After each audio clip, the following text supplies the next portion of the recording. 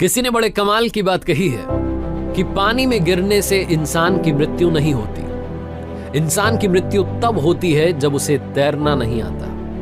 परिस्थितियां कभी भी समस्या नहीं बनती। समस्या तब बनती हैं जब उनसे निपटना नहीं आता।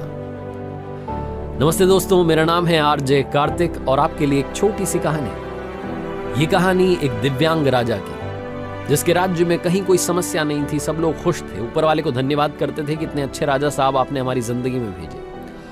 वो राजा दिव्यांग था, उसकी एक आंख नहीं थी, एक पैर नहीं था, लेकिन राजा को इस बात का कोई मलाल नहीं था।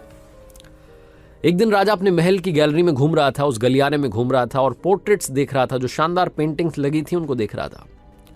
वो जो शानदार पेंटिंग्स थी वो उसके पूर्वजों की थी, उसके पिताजी की, उनके पिताजी की, उनके पिताजी की। और राजा घूमते घूमते उन पेंटिंग्स को देखते देखते, निहारते हुए सोच रहा था कि कितने शूरवीर खानदान में मुझे जन्म लेने का मौका मिला।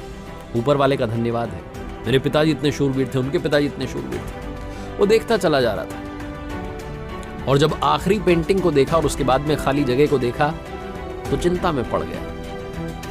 उसे मालूम था कि अब यहां पर जो पेंटिंग लगेगी वो उसकी लगेगी। इस बात की चिंता नहीं थी कि वो मरने वाला है या मर जाएगा, मरना तो सबको है। चिंता इस बात की थी कि वहां जो पेंटिंग लगेगी वो कैसी लगेगी। राजा सोचने लगा कि मेरी एक आंख नहीं है, एक पैर नहीं है, इस गलियारे में इतनी शानदार पेंटिंग्स लगी हैं, मेरी वाली सबसे खराब लगेगी, सबसे भद्दी लगेगी। उसके अंदर ही अंदर चिंता होने लगी। तो राजा ने सोचा कि मेरे मरने के बाद में ना जाने कैसी पेंटिंग बने। एक काम करता हूं, मैं जिंदा हूं, इसी बीच में एक शानदार सी पेंटिंग बनवाता हूं ताकि कम से कम ये तो सुकून रहे कि मेरी अच्छी पेंटिंग यहां लगी।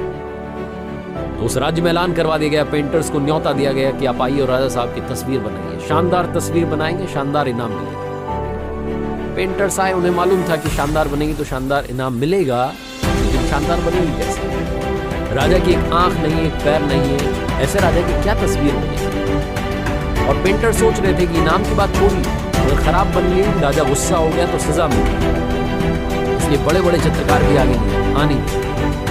तभी एक लड़का था, उसने बोला कि राजा साहब, मैं आपकी पेंटिंग बनाना चाहता हूँ, मुझे 24 घंटे का वक्त।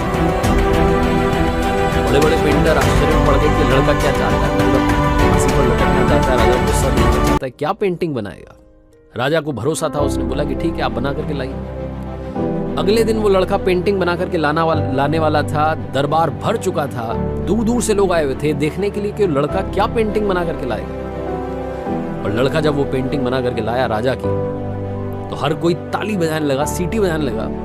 राजा ने जब वो पेंटिंग देखी तो खुश हो गया। राजा ने सोचा कि वाह, मतलब इससे अच्छी पेंटिंग तो उस गलियारे में नहीं, ये अब तक की सर्वश्रेष्ठ है। राजा ने उस लड़के को बड़ा इनाम दिया।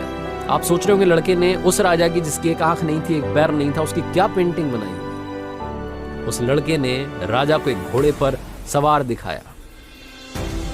एक साइड से वो तस्वीर थी जिसमें एक पैर दिख रहा था, राजा तीरंदाजी कर रहा था, निशाना साध रहा था, और जब निशाना साधते हैं तो एक आंख बंद हो जाती है। एक आंख बंद थी, वही वाली आंख बंद थी जो राजा की नहीं थी। तो इस तरीके से लड़के ने एक आंख बंद कर दी, एक ही पैर दिखाया, राजा को घुड़सवार दिखाया, निशानेबाज दिखाया, और इतनी कमाल की पेंटिंग बनी कि वो अब तक की सर्वश्रेष्ठ थी।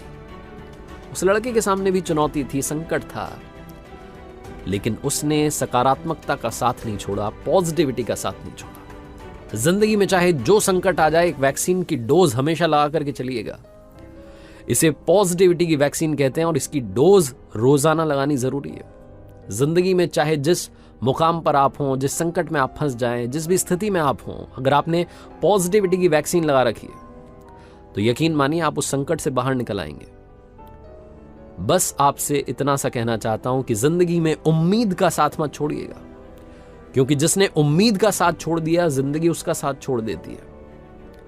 हर पल सकारात्मक रहिए, खुश रहिए, प्रसन्न रहिए, ऊपर वाले के आशीर्वाद के साथ, अपनों के प्यार के साथ और अपनी अच्छी और सच्ची मेहनत के साथ कर दिखाओ कुछ ऐसा कि दुनिया करना चाहे आपके जैसा।